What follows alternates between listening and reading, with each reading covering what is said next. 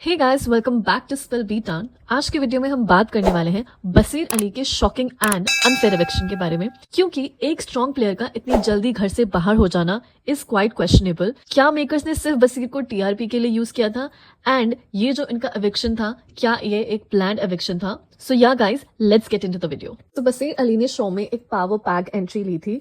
Already जो काफी audience थी, स्पेशली द यूथ ऑडियंस, उनको जानती थी from Splitsvilla, Roadies, Ace of Space 2 and हर जगह इनका जो एक इमेज था वो एक रियल एंड फियरलेस कंटेस्टेंट का था। एंड ऑनेस्टली गाइस, मैं खुद भी ये पर्सनली फील करती हूँ, बसीर कोई ऐसा कंटेस्टेंट नहीं था जिसको इतनी जल्दी एविक्ट हो जाना चाहिए था।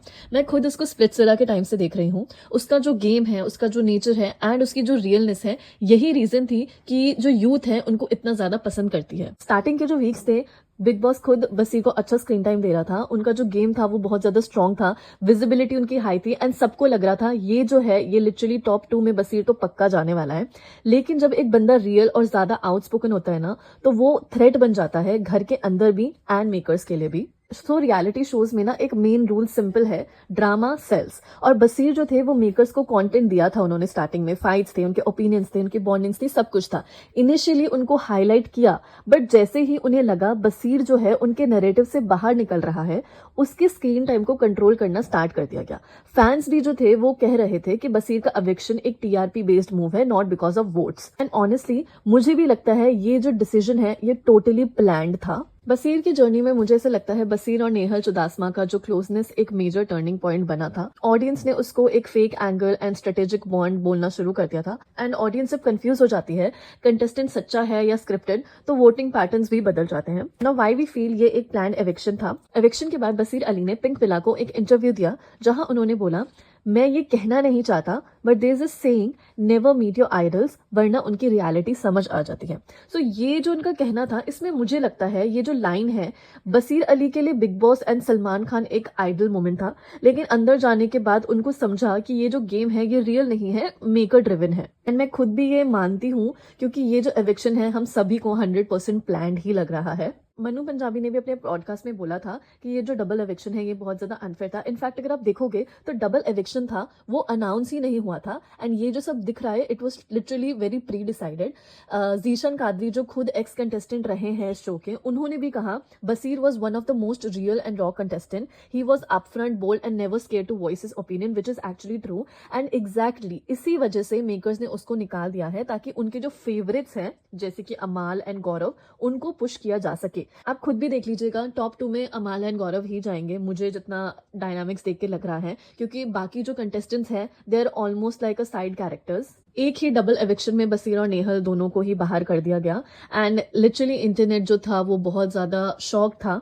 लाइक नेहल का इट वाज अंडरस्टूड, बट बसीर का इट वाज रियली शॉकिंग, क्योंकि अगर आप लोग देखेंगे तो जियो हॉटस्टार के जो ऑफिशियल फाइल है वहां पे भी जो पोल्स हुए थे, Basir was on the top.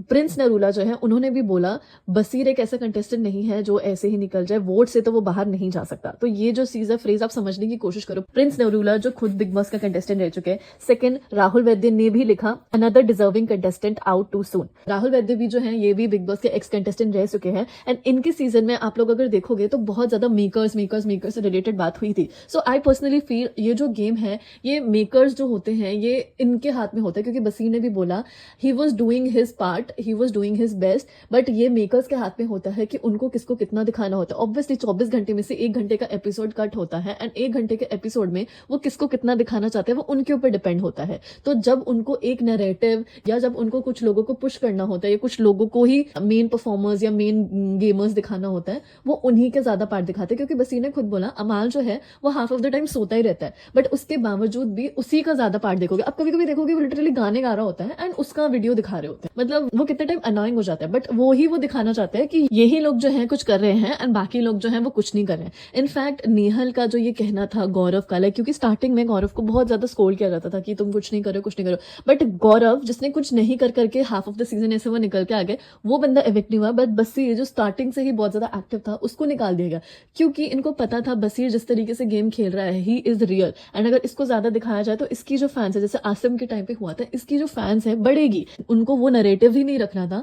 इसीलिए उन्होंने बसीर को निकाला ताकि वो अमाल एंड गौरव को पुश कर सके, which I totally feel. Twitter पे भी हैशटैग्स ट्रेंड कर रहे हैं, unfair eviction, justice for Baseer. Public का जो सेंटीमेंट है वो क्लियर था, ये जो एविक्शन है ये टोटली प्लान है ताकि गेम का जो स्टोरी लाइन है वो चेंज हो। एंड अगर आप देखोगे तो जब सलमान खान ने बसीर का नाम अनाउंस किया था ड्यूरिंग एविक्शन, जब बसीर का वो प्लैक कार्ड निकला था, उनके चेहरे पे भी ये क्लियर था कि ये प्लान एग्जिट है and not on the basis of votes. Zeeshan Qadri ने भी बोला कि उनको ये एविक्शन जब हो रहा था तभी बहुत ज्यादा फिशी लगा, क्योंकि हु नोज कि वो जो फ्रेम्स रखे जा रहे थे पीछे से किसके बुलाने पर किस टाइम पे रखे जा रहे थे। तो ऑफकोर्स ये हो सकता है मेकर्स ने पीछे से ऐसे लूपहोल्स बना रखे हो कि जब कोई बंदा एंटर कर रहा है एंड उनको जिन जिन को एविक्ट करवाना है वो जानबूझ के उन्हीं के फ्रेम्स रख रहे हो ताकि ये लोग आए।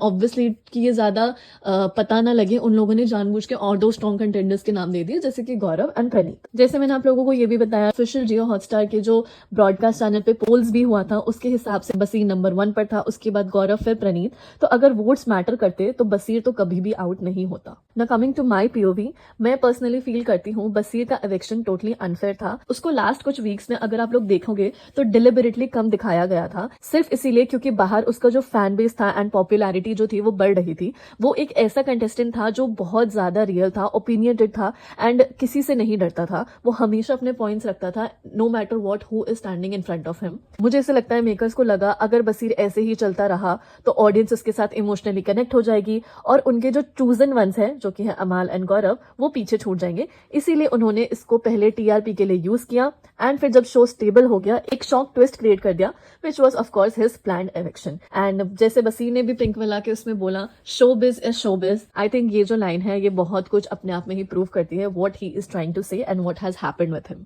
मेरे जो फाइनल थॉट्स हैं, बसीर अली जो है वो एक real, outspoken and fearless contestant था। मेकर्स ने उसको टीआरपी के लिए यूज किया, स्क्रीन टाइम दिया एंड जब वो उनके नैरेटिव से ज्यादा पावरफुल बन गया था उन्होंने उसको निकाल दिया। मुझे लगता है ये जो एविक्शन है सिर्फ अनफेयर ही नहीं, एज वी ऑल नो ये स्क्रिप्टेड मूव भी था। रियलिटी शोज बिग बॉस को कहा तो जाता है but now we all know कि रियलिटी उसमें बहुत ही कम होती है। आप लोग कमेंट्स में जरूर बताएं कि आपको क्या लगता है, बसीर का जो एविक्शन था वो अनफेयर था या मेकर्स का जो मूव है वो सही है।